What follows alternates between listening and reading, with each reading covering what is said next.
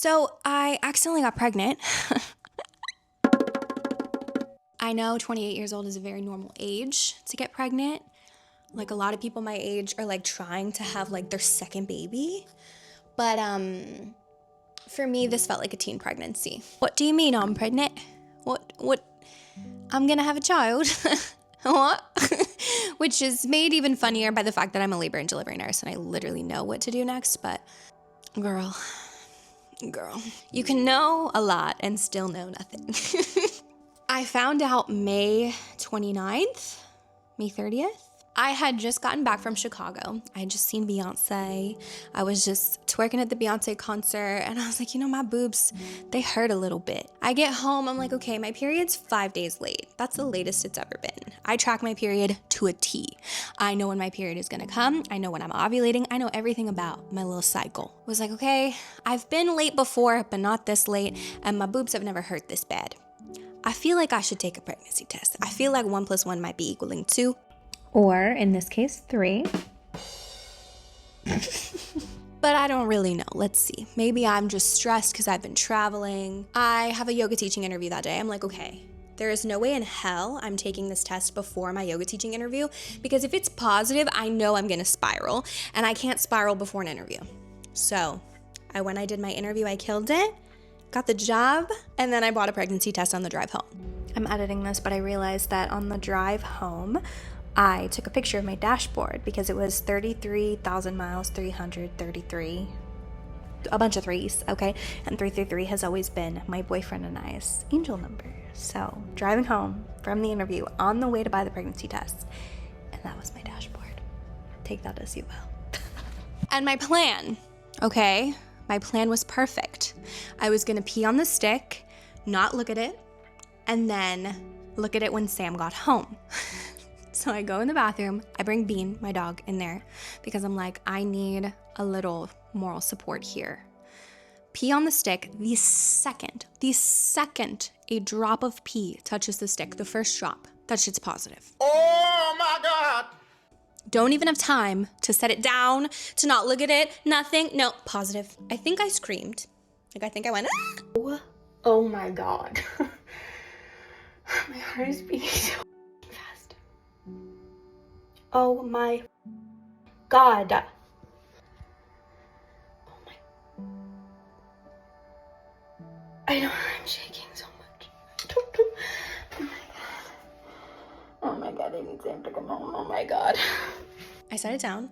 I called Sam and I was like, I don't care how you get home, but I need you to fly home. I need you to get home as fast as you can. So he gets home. I take another test. Second that drop of pee hits the test, baby girl's positive. I look at him. I show it to him. He falls on the ground. He starts praying. The next 2 weeks, I think I was in shock. Like, I don't think I got out of shock for 2 entire weeks because I was like, what do you mean? Like, the best way I can explain it, which you might think I'm insane, but I'm just being honest. The immediate feelings that it felt like was like when you go through a really bad breakup or like a death, you keep forgetting and then you remember and you're like, oh shit, yeah, that's right. And your entire life trajectory has changed, right? Like your finances, your timeline on life, like where your job is going, what you're gonna do, whatever. Everything has changed. You have no idea what tomorrow is gonna look like. You feel like you've been picked up and placed on an entire new path and just like, okay, go ahead, you got it. And you're like, what the fuck? That's what it feels like. And you just keep getting reminded like, oh my God, yeah, you're right. I'm pregnant. Okay, yes, that's true. Go out to dinner. Let me get a glass of wine. Oh, just kidding. Let me not get a glass of wine. Oh, I'm gonna order some sushi. Oh, just kidding. Let me get a shrimp tempura roll. Like it's just constant little reminders of like, ugh.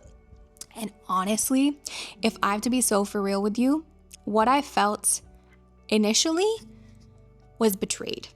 I felt betrayed by my body. I felt like my body did something that I never told it could do.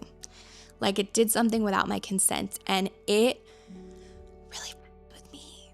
it really messed me up because I was like, can I even trust my body? Can I trust my intuition? Can I trust myself? And pregnancy itself is a whole mission of trust. It's a whole, like, you have to trust your body, you have to trust God, you have to trust your partner, you have to trust your support system, your like healthcare team. You have to trust everything and everyone with everything you've ever had. And yet I'm starting it off in this way where I'm like, how could my body do this to me? Like, it betrayed me.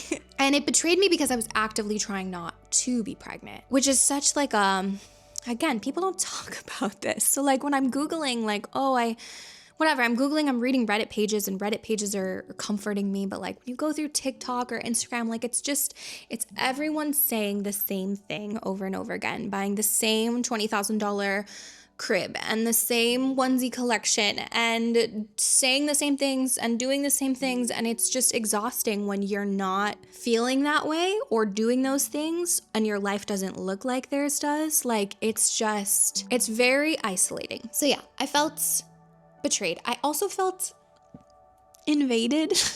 I feel like people are gonna be like, but like I felt invaded. Like, who are you? I don't know you. You just got here. I would say those feelings lasted for like 2 to 3 weeks. And then I eventually started to kind of like come around to the idea and get excited and get happy. And it's not that I wasn't excited or happy when I found out, because I've always known I wanted to be a mom. I've always been a very maternal, nurturing person. And I love babies. And I love my boyfriend. I've always known, like, this is the man I'm gonna have kids with. This is the man I'm gonna have kids with because he's just perfect little angel baby. I'm obsessed with him. Yeah, I always knew I wanted to be a mom. It was just one of those things where it was like, yeah, I'm gonna be like a really hot 35-year-old mom who has her dream career, her life together, her debt is paid, she has a beautiful house. Like, I'm ready to be a 35, 36, 37-year-old mamacita. And then life had other plans. And I'm happy now. I'm grateful now. I think it's like, now the way I'm looking at it is like, I have a little bestie to do all those things with. And I have extra encouragement to do it. And I know that I'm gonna get my life together and I'm gonna pay off my debt and I'm gonna do all the things that I've dreamed of doing, even more so now because I have this motivation that I'm doing it for. It's not just for myself anymore. It's for this person that I wanna teach all of these things to and give the best life to. So I know that like my life is gonna change. It's not gonna turn out exactly how I envisioned it because it already isn't, but it's gonna be beautiful and it's gonna be great. And I'm gonna be able to teach whoever this little child is throughout the process of doing it that they can do whatever they want in their lives. They can follow their dreams and they can create the life of their dreams. And I get to show them that. And that's fun. And I'm excited for that. It's also just such a crazy time in the world to be pregnant. I mean, I feel like everyone always feels like this. At least that's what my mom says, is that no one ever feels like it's a good time to have a kid in the world. But I just feel like there's so much going on in the world that I would have definitely like chosen to maybe wait and have them at a different time if I could. But you just have to make their world